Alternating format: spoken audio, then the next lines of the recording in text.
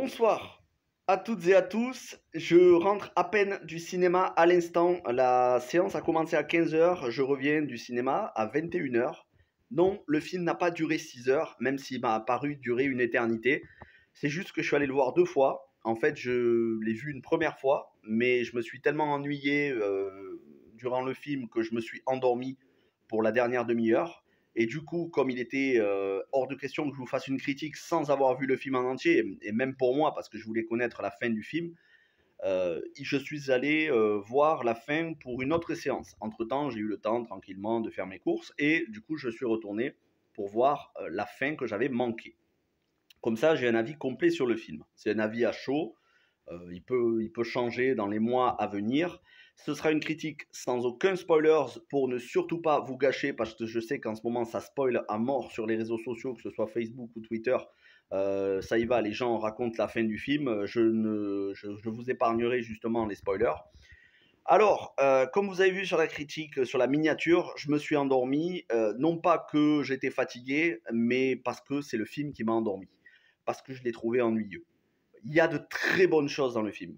Clairement, il y a d'excellentes choses même, mais il y a des choses, ça va pas du tout en termes de rythme. Et il y a même certains moments où ça frôle l'overdose, où j'en pouvais plus. Et c'est la première fois, enfin, c'est une des premières fois que ça m'arrive très peu, surtout sur des films d'action, où j'ai regardé l'heure sur mon smartphone. J'ai regardé plusieurs fois l'heure pour voir combien de temps il restait au film. Il restait encore 1 heure et demie, 1 heure, 45 minutes, j'en pouvais plus. À la fin, je me suis endormi tellement je m'ennuyais. Et ça m'attriste de le dire parce que avant le film, et je vous ai fait un petit post sur les réseaux sociaux pour vous dire ça y est, je suis dans la salle, je suis super hypé. J'étais vraiment hypé pour aller voir le film. Et c'est triste. C'est triste parce que pour moi, c'est le moins bon des quatre John Wick. Déjà, le troisième était trop long. Mais alors celui-là, 2h50, il m'a paru en durer encore plus. C'est dommage. Vraiment, il y a un gros problème de rythme sur ce film. À côté de ça, il y a de très très gros points positifs. Je vais d'abord passer au négatif et ensuite je finirai par le positif, histoire de ne pas faire le rabat-joie. Mais clairement, je ne peux pas vous dire que ce film est épique ou une masterclass. C'est juste impossible pour moi. Je trouve qu'il n'arrive pas à la cheville des deux premiers John Wick, même s'il y a d'excellents passages. Alors, ce qui ne va pas dans ce film. Alors, je vous épargne bien évidemment le synopsis, c'est la suite, hein, c'est la suite de John Wick qui avait été laissé pour mort à la fin du 3 et qui là essaye de se venger de la grande table. Alors, ici, on va avoir un John Wick qui forcément a survécu, qui va vouloir se venger de la grande table, qui va les traquer aux quatre coins du monde. Et Winston, on va apprendre très rapidement que Winston, il l'avait épargné à John Wick. Certes, il lui avait tiré dessus, mais il comptait pas le tuer. Et Winston, il va être menacé lui aussi par la grande table. Et John Wick va se faire des alliés. Il va rencontrer d'anciens amis, pour certains qui vont être un petit peu ennemis, et d'autres qui vont lui garder leur amitié. Il va rencontrer des nouvelles personnes en cours de route qui vont s'allier à lui et de nouveaux ennemis, notamment un Français, Marquis, joué par Bill Skarsgård, qui est le représentant de la grande table et qui est là pour non seulement tuer John Wick, mais tuer tous ceux qui lui apportent de l'aide et détruire, y compris détruire des hôtels continentaux pour donner une leçon à tous ceux qui voudraient venir en aide à John Wick. Et donc John Wick, il va faire un petit tour par le Japon à Osaka, ensuite à Berlin, en France et aussi, puisque c'est l'action se déroule en France, puisque le marquis est français. Donc voilà, on va visiter un petit peu les quatre coins, on va faire aussi un tour au début du film par l'Afrique du Nord, comme on avait dans John Wick 3. À ce niveau-là, c'est pas le problème, c'est des paysans, c'est excellent, mais j'y reviendrai dans la deuxième partie. Là où ça pose problème, c'est que le film clairement se découpe en trois parties. Première heure, excellente. Deuxième heure, ça bavarde pour rien. Et troisième heure, c'est en demi-teinte. Ça parle, il y a de l'action, ça reparle, et on finit sur de l'action, et on finit sur un petit moment un peu plus calme. Euh, une conclusion. Je peux même pas vous dire de référence pour pas vous spoiler. J'allais vous citer une référence de film pour la fin du film, mais ce serait vous spoiler. Alors, Clairement, le gros problème, c'est que déjà au niveau du montage sonore, c'était trop fort dans la salle où j'étais, mais je suppose que c'est comme ça dans toutes les salles, parce que la salle où j'étais, c'est du 7.1, c'est du Dolby 7.1, et d'habitude, ils sont très très bons au niveau du son, mais là, c'est trop. Quand je vais voir un film, si je veux voir un film où les sièges, et j'étais pas dans une séance 4DX, j'étais dans une séance normale, si je veux voir un film où j'entends des bruits d'explosion, les sièges qui vibrent, l'action comme si comme si ça se passait juste à côté de mes tympans, je vais voir Top Gun. Je vais pas voir John Wick. Je vais pas voir John Wick pour perdre de l'ouïe ou pour avoir le tympan qui explose. Et là, clairement, le son était beaucoup trop fort. Et je pense que ça vient du montage sonore du film. Par-dessus le montage sonore, parce que bon, quand vous avez une fusillade, ça va, mais quand vous avez 2 heures et demie de fusillade, ça fait mal à la tête. Par-dessus ça, il y a des musiques abrutissantes. Franchement, c'est trop. Alors, j'aime bien la techno, j'aime bien tout ce genre de musique ultra branchée, électro, ce genre de choses, mais un petit peu, avec parcimonie. Et là, c'est beaucoup trop, beaucoup, beaucoup trop. Ça accompagne quasiment toutes les scènes d'action. Ça fait mal à la tête. Et en plus, ils mettent la musique encore plus fort que les scènes d'action pour recouvrir les bruits de fusillade. Et franchement, ça me faisait mal à la tête. À un moment, presque, j'avais des vertiges. Et pourtant, je suis arrivé, j'étais en forme. Donc déjà, il y a un déséquilibre au niveau du montage sonore entre les fusillades et la musique. Tout est beaucoup trop fort et tout est abrutissant. Il y en a trop. Il y en a trop. On n'a pas de moment où on peut se reposer. Et les moments où on peut se reposer, on est fatigué. On sort comme si on était dans un ring de boxe, comme si on venait de se faire boxer pendant 1 heure. Et ensuite, ben, on passe à la deuxième partie du film où là, c'est des dialogues qui ne servent à rien, qui sont interminables, où les personnages philosophent pour rien, ça ne sert vraiment à rien dans le scénario. En plus, c'est des trucs qu'on a déjà vus et entendus durant les 3 premiers films John Wick. Alors ça y va, chacun de sa petite pique, de sa petite phrase philosophique en latin et tout. Ok, c'est sympa, mais on l'a déjà vu sur les 3 premiers films. Et ensuite, on a la dernière heure du film, avec un petit peu plus d'émotion pour le coup, un peu plus contemplative, même si on a une séquence à Paris qui se passe au Sacré-Cœur avec les escaliers. Je crois même, je me demande si c'est pas à Montmartre, je me demande s'il n'y a pas une séquence à Montmartre, mais après, j'ai pas bien reconnu parce que ça se passe dans la nuit. Là, ça redevient intéressant, mais le problème, c'est que pendant 1 heure, en fait, la première heure du film, on vous accroche, on vous boxe. La deuxième heure, on vous saoule avec des paroles qui n'ont aucun intérêt, qui ne font pas avancer l'intrigue. Et ensuite, ben, voilà, vous êtes entre deux, vous êtes un peu fatigué. Et là, vous avez de nouveau de l'action fatigante, puis de nouveau ça parle. Et puis enfin, la séquence finale. Et là, moi, j'ai décroché. J'ai décroché les 20 dernières minutes. C'est pour ça que je suis allé revoir la dernière séquence. Donc, un déséquilibre. Clairement, il y a des séquences qui auraient dû être raccourcies. Ce film aurait dû faire 2 heures et quart maximum. Ça aurait été largement suffisant. Mais vous savez pourquoi ils ont fait ça? Parce que normalement, il devait y avoir John Wick 4 et John Wick 5, mais ils ont décidé de fusionner les deux films. Ça, c'est Chad Stahelski, le réalisateur, qui l'a dit. Je l'ai lu dans une interview. Ils ont décidé de fusionner les deux films pour en faire qu'un seul. Après, on va pas se leurrer, il y a un John Wick qui va sortir, un John Wick 5 qui va sortir parce que c'est une poule aux œufs d'or et en plus il est en train de cartonner au box-office. Je crois qu'il a fait 137 millions dans le monde pour la sortie du film. Je ne sais pas si c'est dans le monde ou juste aux États-Unis, mais je crois que c'est dans le monde parce que c'est juste aux États-Unis. Le film il va arriver, il va faire 800 millions de dollars à la fin. Je pense pas, mais le demi-milliard il va le faire. Donc autant vous dire que John Wick 5, il y aura un John Wick 5. Voilà. Donc vous inquiétez pas pour ça. Et puis, il va y avoir le spin-off Ballerina avec Anna de Armas, mais j'y reviendrai à la fin de la vidéo. Euh, Ils ont voulu fusionner parce que c'est un film qui demande énormément, énormément d'efforts, d'ampleur. C'est fatigant à réaliser des films comme ça. Nous, on regarde ça en 2h50, mais pour eux, c'est des années de boulot, c'est des chorégraphies qui sont millimétrées. Donc, Chad Stahelski voulait passer un petit peu à autre chose. Et il a dit que pour John Wick 5, ce ne sera pas pour tout de suite. On ne l'aura pas, à mon avis, avant 2026 ou 2027. Sachant que Ballerina, le spin-off, on ne l'aura pas avant l'année prochaine.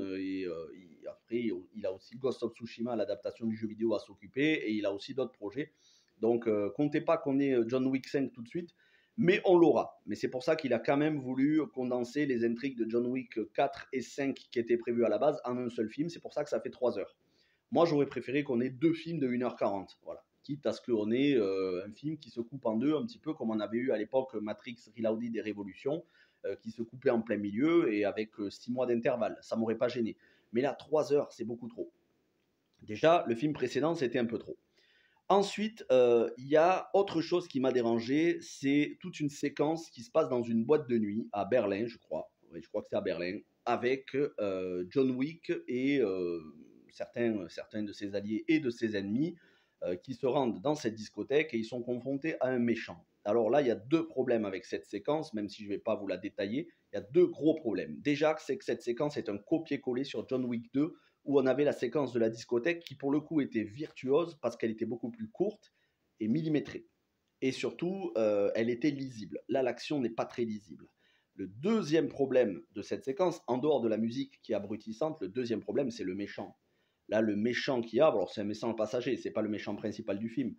Le méchant est une armoire à glace, mais c'est surtout qu'il a aucun neurone dans la tête. C'est un débile profond.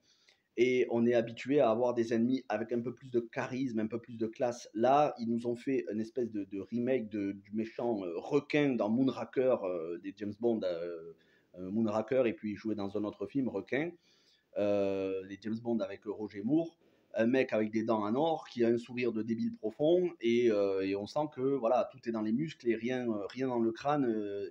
Et ce méchant est une caricature. Donc cette séquence-là, j'avoue que je l'ai vraiment pas appréciée. Et troisième autre gros problème du film, c'est qu'on perd la sacralisation du personnage. Et ça, c'est ce qui m'a peut-être le plus dérangé du film, en plus du rythme, c'est ce qui m'a le plus dérangé, c'est que John Wick, il dérouille, et dans ce film, même si Keanu Reeves a fait les cascades à 90% lui-même et tout, il n'y a aucun problème. Keanu Reeves est très très bon, c'est pas le problème. Le problème, c'est le parti pris d'avoir montré John Wick de cette manière. John Wick se fait démonter à plusieurs moments du film. Alors, à chaque fois, il l'emporte, parce que c'est John Wick. Mais il se fait démonter, et à certains moments, on a vraiment l'impression qu'on est Loki face à Hulk dans Avengers, premier du nom. C'est-à-dire que voilà, il y a des méchants qui lui mettent vraiment, qui lui mettent très cher. Et ça enlève un petit peu le côté quasi demi-dieu divin du personnage qu'on avait dans les deux premiers opus. Déjà dans le troisième, il commençait à dérouiller, il perdait un doigt. Dans les deux premiers, en fait, quand on entendait parler de John Wick, c'était Baba Yaga. Rien que de prononcer son nom, le croque-mitaine, les gens avaient peur. Voilà. Et là, les gens ont plus peur de John Wick dans le film. Et c'est ça qui m'a peut-être le plus dérangé, c'est qu'on perd cet aspect sacralisé du personnage, où on misait tout sur ses tatouages, sur l'aura du personnage, l'aura qu'il dégageait. Là, c'est juste un mec qui se bat contre d'autres mecs. Et honnêtement, même si j'adore Keanu Reeves, ben, je l'ai préféré dans Matrix 4. Et Matrix Résurrection, ben, j'ai préféré Keanu Reeves dans Matrix Résurrection. Je sais qu'il y en a certains qui considèrent que Matrix 4 est une purge absolue. Moi, j'ai adoré le film, hein, je vous en ai fait des critiques. J'ai trouvé que Keanu Reeves était meilleur dans Matrix 4. Voilà. Je suis désolé, mais il apporte plus de profondeur à son personnage. Alors, quand on regarde John Wick, on ne regarde pas ça pour la profondeur. C'est un scénario qui rentre sur un timbre-poste, on le sait déjà. Mais malgré tout, il y avait plus de nuances sur son personnage. Il y avait aussi de la tendresse et de la vulnérabilité dans le tout premier, avec son petit chien. Et même dans le 3, où on commençait déjà la désacralisation du personnage, on restait quand même sur voilà, John Wick, quand on en entendait parler, tout le monde le respectait, tout le monde avait peur de lui. Là, il fait plus peur à personne. Et je trouve ça regrettable d'avoir fait ce parti pris. Alors, ça sert d'autres personnages qui, pour le coup, sont très bien développés. Je vais y venir dans les points positifs. Mais vous voyez, c'est vraiment ce que j'ai ressenti tout au long du film. Un déséquilibre en termes de rythme, des séquences copier-coller sur d'autres John Wick, mais en moins bien, et une désacralisation du personnage où le personnage n'en impose, il a pas, c'est pas le problème du charisme, c'est le problème de ce qu'on veut, faire passer comme message auprès des autres protagonistes. Le personnage, pour moi, le personnage n'est pas respecté dans le film. Voilà.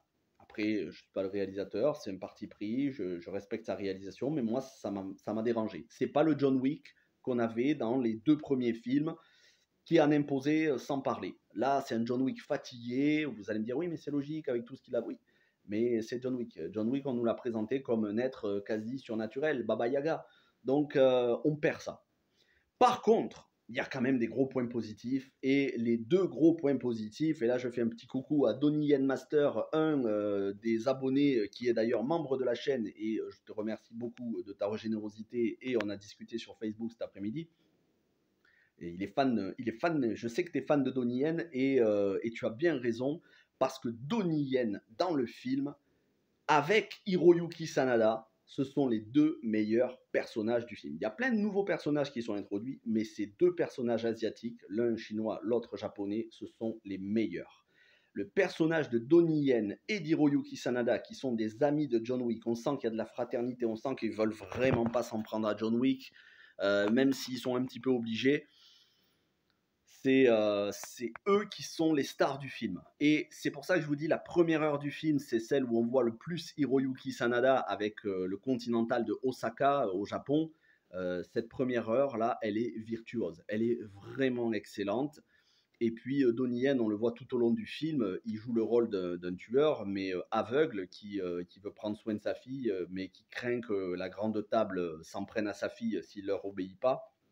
Donc il est obligé de se dresser contre John Wick, mais en même temps il a de l'amitié profonde pour John Wick qu'il considère comme son frère. Et on retrouve le Donnie Yen qu'on avait un petit peu dans Rogue One, qui était aveugle avec son bâton, sauf que là il a une canne épée. Il est excellent, Donnie Yen. De toute façon, c'est un grand spécialiste des arts martiaux. C'est Ip Man, hein, c'est Donnie Ip Man Yen. Regardez les Ip Man et vous saurez.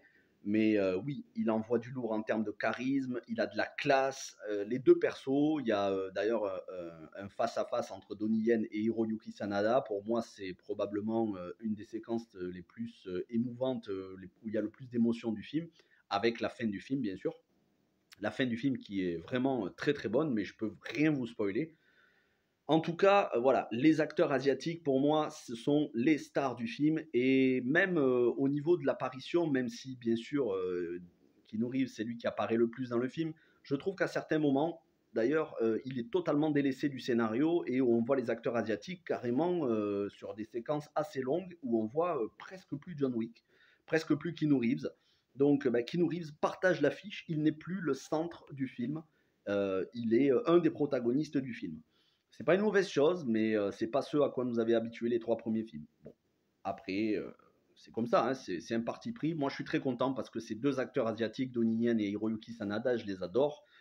Pour Donnie Yen, je connais un peu moins sa filmographie, mais pour Hiroyuki Sanada, j'ai vu quasiment tous les films qu'il a fait depuis Le Dernier Samouraï, où je l'avais découvert. Donc voilà, malgré tout, il y a quand même de très bonnes choses. On sent que Chad Stahelski, quand il va s'occuper de Ghost of Tsushima, ça va envoyer du lourd pour les scènes de combat avec des sabres et à l'arme blanche, parce qu'il y en a dans ce film. Et j'aurais aimé qu'il y en ait encore plus, mais bon, c'est un film qui est surtout sur les armes à feu. Mais voilà, quand j'ai vu des combats au sabre, c'est ce qui m'a plu le plus de tout le film. Après, c'est pas le meilleur John Wick, vraiment. Pour moi, c'est le moins bon des quatre. C'est pas un mauvais film, attention. C'est juste un film qui aurait dû être amputé de 30-40 minutes. Voilà. S'il avait fait 35 minutes de moins, pour moi, il aurait été excellent. Je reste quand même sur les deux premiers John Wick qui sont les meilleurs. Et à partir de John Wick Parabellum, pour moi, c'était un petit peu trop long. Et sur celui-là, c'est indigeste. C'est indigeste. Quand je regarde mon smartphone, en général, c'est pour voir combien de temps il reste, c'est pas bon signe. Mais ça ne veut pas dire que c'est un mauvais film. Ça veut dire que quand je le regarderai chez moi, peut-être à tête reposée, je l'apprécierai un peu plus.